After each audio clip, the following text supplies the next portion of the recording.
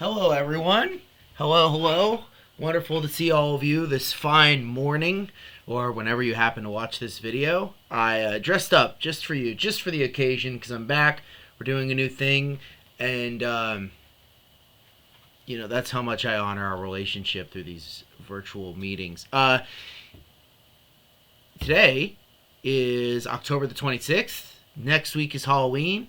I know I've done videos on Halloween before, so I'm not going to do one on that per se. I'm going to do on something related because I recently watched this one video on old practices in Halloween. I'll put the description below, and it's interesting to see how Halloween has changed over the years. Right, how it really started in as the video says, in the Victorian period in the United States. So like the 19th century. Of course, there's like inklings of some sort of fall celebration, harvest festivals that go all the way back into the mists of time, right?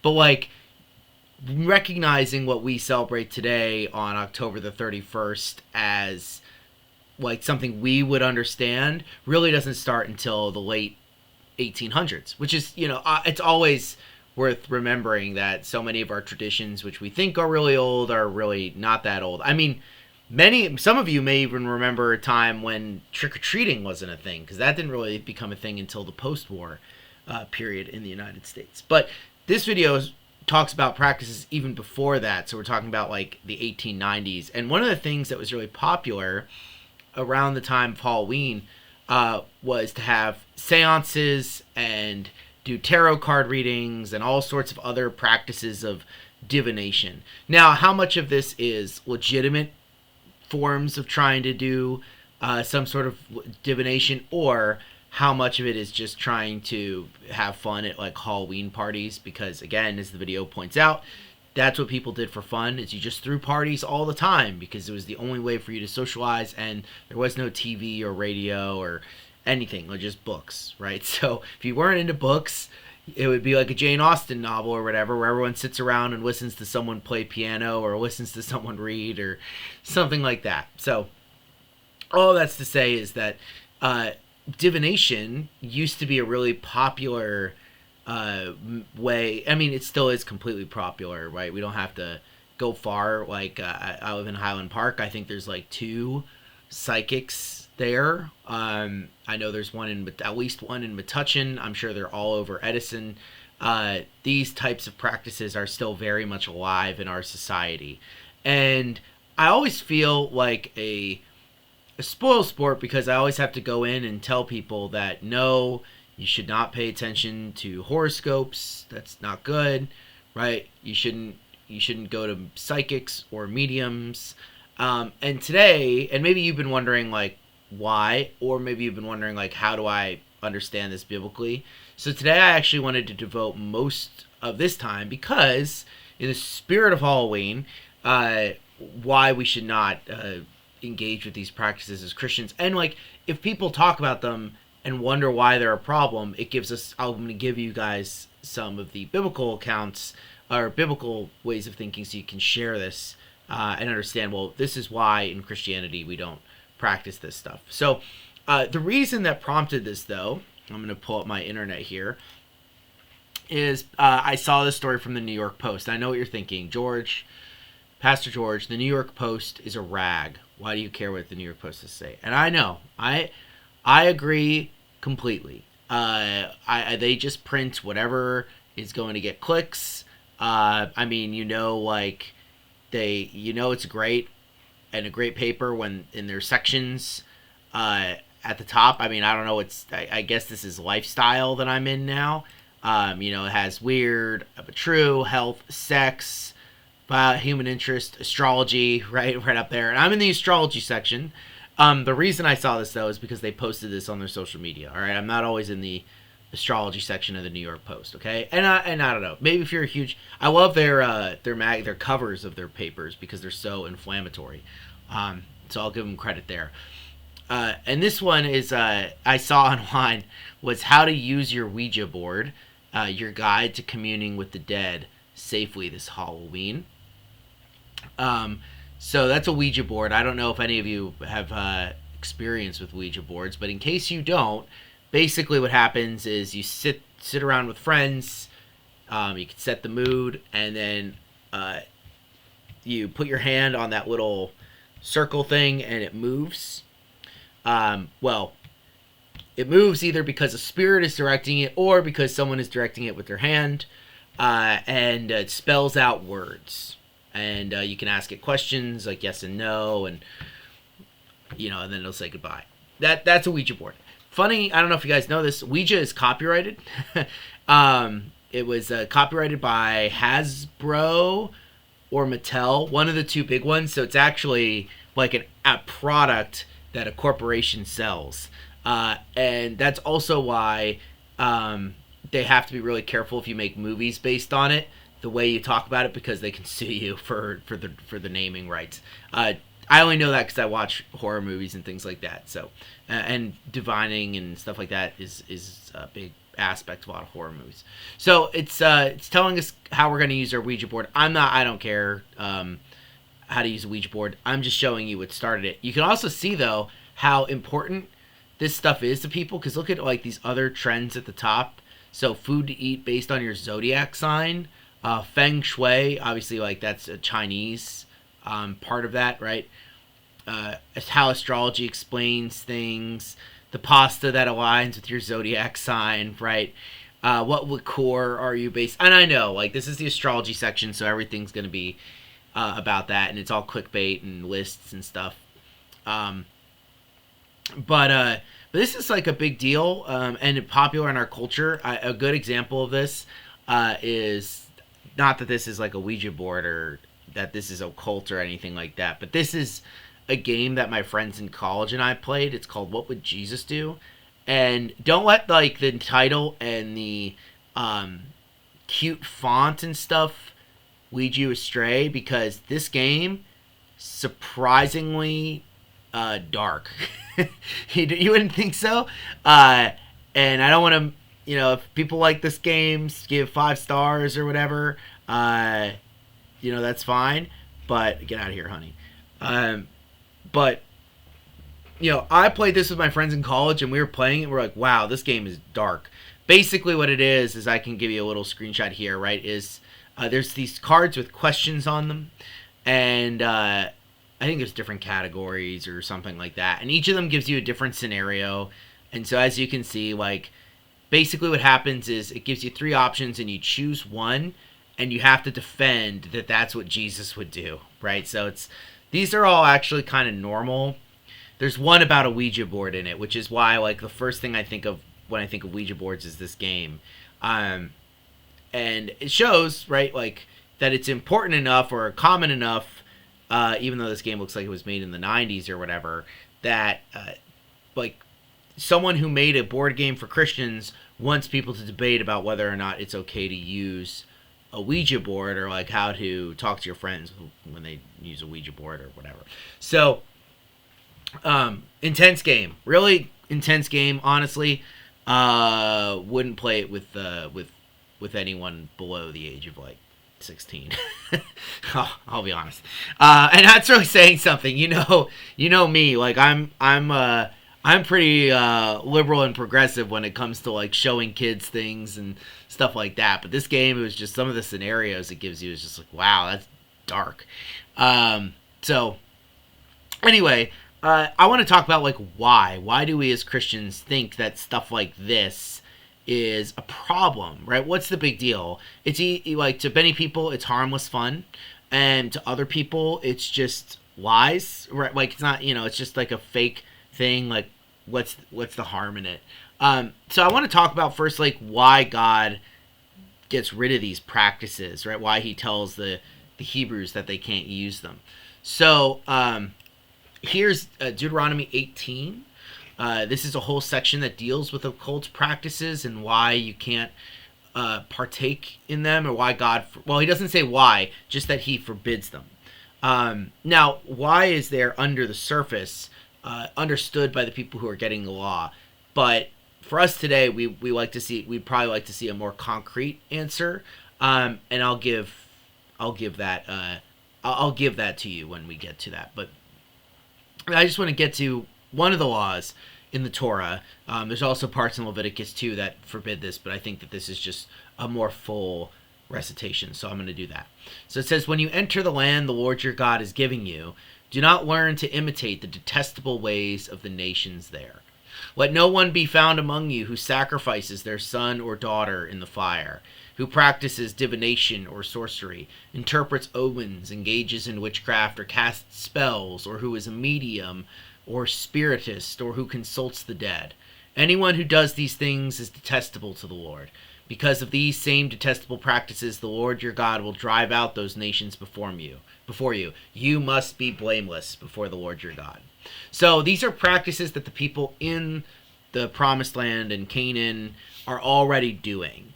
This is incredibly common throughout all of human history, throughout all different cultures, right? There's no culture that doesn't engage with this. One of the things that Christianity is very clear about, which kind of makes it separate and weird from kind of our secular society, and maybe even is a good place to start with friends or people you know who engage in stuff like this, is that we both believe in a spiritual dimension to reality, right? We're not just pure materialists. We believe that that there are things unseen, unmeasurable, that affect our lives, right? Now, different Christians will parse this out in different ways, from full-on spiritual warfare where we're surrounded by demons and angels and everything that we do, and it's like a constant battle, or to more miraculous moments, right, where the spiritual realm breaks in to our normal lived reality. I think there can be Christians with good conscience all over that spectrum. The point I'm making, though, with this is just that what we can agree with people who like believe in astrology heavily, or Ouija boards or something like that, is, I agree with that there's this unseen spiritual dimension to the world. But should we engage with that spiritual dimension willy-nilly, or should we be careful about it? And Christianity says we should be careful. And God is saying be careful, because what this leads to is all sorts of other practices. Maybe not immediately, right? I'm not saying a bunch of teenagers playing with a Ouija board in a basement are going to go around sacrificing children, right? I don't think that that's necessarily something that's going to happen, right? But what we do when we tolerate stuff like this, or we don't take this stuff seriously, we don't understand why God desires us not to do that. So the reason that people engage in all these practices, right? Divination, sorcery, omens, witchcraft, spells, medium, spiritist, is because you want answers to things that you don't know, right? That's why you ask the spirits. So you would go to the Ouija board or whatever, and you would want to know, well, what ghost is in the room, who are they, things like that. Now, I'm not even going to get into ghosts. I don't believe in ghosts, not because I don't think weird stuff doesn't happen. I absolutely do. I've had conversations with some of you about some of the things you've seen, things I've heard, things like that. I just can't believe in ghosts because of kind of the cosmography of what we as Christians believe in, right? We go somewhere after we die. So anything that's left, I think, is demons, really. Or maybe an angel, but I don't know. More on the side of demons, because they tend to draw people away from Christ. Anyway, that's besides the point. So all these things, right, are to help us understand something that we shouldn't. Even if it's harmless fun, right? If we realize that there's some power or something that's there, then this becomes temptation for us to use it later, to use it as a way of gaining the upper hand. And something to note is that this happens in Israel's history. Saul does this when he summons he uses a witch to summon the spirit of Samuel to talk with him, and Samuel is like, "You're an idiot. Don't do this." And that's basically just another confirmation that Saul is not supposed to be the one who's leading the people of Israel, right? That he's given up his kingship by breaking the law so vagrantly like this, right? But why does God call these practices detestable? Well, some of them are obvious to us, right? Sacrificing your son or daughter. Most people today would be like, yeah, that's pretty evil. But like, what about going to a spiritist or a medium, right, or psychic? What's so detestable about that? Well, I think the first thing to know is that it's a business. So a lot of the things that we engage in, even buying Ouija boards, right, gives people money, and it encourages them to continue to do these, implicitly or even explicitly encourages them to continue to do these practices. And this is a big business. I don't know how much money, like in total, these industries in the United States generate a year. I would guess that it's a lot, because I mean, how often do you see things like on the side of the road and stuff like that where people are advertising this stuff? But it was even a big business back at the time of the Bible. There's actually several different places in Acts, which I'm going to read from now, which talk about this, but I wanted to look at one in particular. So Paul is in Ephesus. If you're in our Ephesians Bible study, you know this already. If you watch my video, you know this already. But Ephesus is like a center of religious weirdness in the ancient world. Very important religious center. All sorts of stuff goes on there. And Paul is in Ephesus. And that's just going to explain kind of what's going on here. So some Jews who went around driving out evil spirits tried to invoke the name of the Lord Jesus over those who were demon possessed. They would say, "In the name of the Jesus whom Paul preaches, I command you to come out." So you have these Jewish exorcists who would go around getting rid of demons out of people, and they would use Jesus' name even though they didn't believe in him because they found it to be effective. So 7 sons of Sceva, a Jewish chief priest, were doing this. One day the evil spirit answered them. So they get a response, and it says, "Jesus I know and Paul I know about, but who are you?" Then the man who had the evil spirit jumped on them and overpowered them all. And he gave them such a beating that they ran out of the house naked and bleeding. So you can see that, like, it's supernatural power here, right? That these demons give the people they possess. When this became known to the Jews and the Greeks living in Ephesus, they were all seized with fear. And so this is both Jews and Gentiles, right? Both people who believe in God, like the God of Abraham, Isaac, and Jacob, or claim to, right? And people who don't, who worship pagan gods, but like they figure out that the demons seem to respect this name, and so they're freaking out. And so the name of the Lord Jesus, as Luke says, was held in high honor. Many of those who believed now came and openly confessed what they had done. So many of these people are, as you'll see, diviners. Like we're part of this weird religious stuff that's going on in Ephesus. It says a number who had practiced sorcery brought their scrolls together and burned them publicly. When they calculated the value of the scrolls, the total came to 50,000 drachmas. In this way, the word of the Lord spread widely and grew in power. And so all I want to say to that is, it was a business then, and it's a business now, and it's very profitable. What they're talking about is, we found these, so I'm sure if you look up magic spells, ancient magic spells, you'll find them. We have a whole especially in Egypt, because that's just where things get preserved the best. We have whole scrolls of spells that people would be able to cast, and ways of telling the future, and how to heal people and stuff like that, right? Engagement with this spiritual realm. A lot of people did this. And so, but this encounter with Christ calls them out of it, right? Both Jew and Greek, I think is implied here. And so these scrolls are very expensive.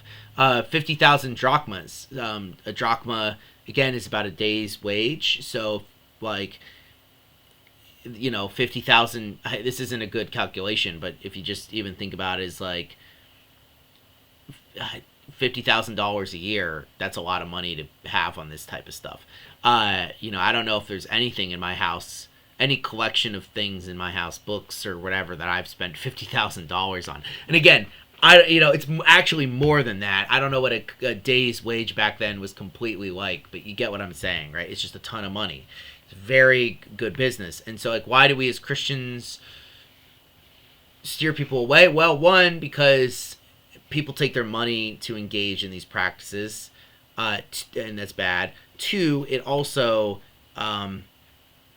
encourages the people who do these things to keep doing it because they make money on it. And three, and this is the most important part, is like the reason all this is wrong in the first place is because it starts from a place of wanting knowledge that you can't have and using like these spiritual ways of getting it kind of in defiance of God. And why would I say that? Well, there's a famous verse, and I love this verse, from Deuteronomy 29:29, easy to remember. And I love this because God kind of states his purpose of Deuteronomy for the people of Israel. And this is what it is. It says, the secret things belong to the Lord our God, but the things revealed belong to us and to our children forever, that we may follow all the words of this law. So I love that, right? The secret things belong to the Lord our God. We want to know everything, right? We want to understand, especially during times of crisis, like why things happen or how things are going on in other places, right? What happens to our loved ones after we die? Am I going to get this job? Am I going to find the love of my life? How many kids am I going to have, right? With palm reading and things like that. There's all sorts of questions that we want answered. But I think that this gives us a false sense of power. And that's exactly what I believe these evil spiritual forces want us to believe, right? That we actually do have power. That's Satan's first lie to Adam and Eve in the garden, right? Is that you will become like God, knowing good and evil. And it's a half truth, right? Yeah, you know good and evil, but you're not going to be like God, right? And that's kind of the same scary part, and same part of these other practices that we need to take seriously, is that you aren't going to know everything, and you aren't even going to know it truly, right? How many of these things are actually come out to pass? Some of them might, a lot of them don't. A lot of them are constructed just to mislead you further, right? And that's because as Christians, right, we understand that we have an innate tendency as human beings, all of us, Christian and non-Christian alike, tendency to sin. And because of that, we need to be very careful with how we understand things and judge things not by the way our heart is, or by emotion or what we desire, but rather by what God declares as being good or not good. It's not that this piece of wood that Parker Brothers sells is going to is by itself some powerful tool, right? I could snap it over my knee, but it's the promise of what it does, what it allows you to do, that we have to be careful. So don't play with the Ouija board on Halloween. Go out, enjoy some good fun, or you can be like the horror legend John Carpenter. I always watch a scary movie on Halloween. He did The Thing, and he did Halloween, the original Halloween back in the day, and the original, not the original Thing, The Thing. I think it was the second one, but it's really the one that's the best one. And all he wants to do is play video. He's a horror movie guy. All he wants to do is play video games and watch basketball and eat popsicles, and says he's not a master of anything. Gotta love it. Gotta love it. So be like him this Halloween. Just enjoy yourselves. I hope all of you guys have a wonderful rest of your Thursday. I will see you next week for some more videos. And have a happy Halloween. And stay safe out there. Peace out.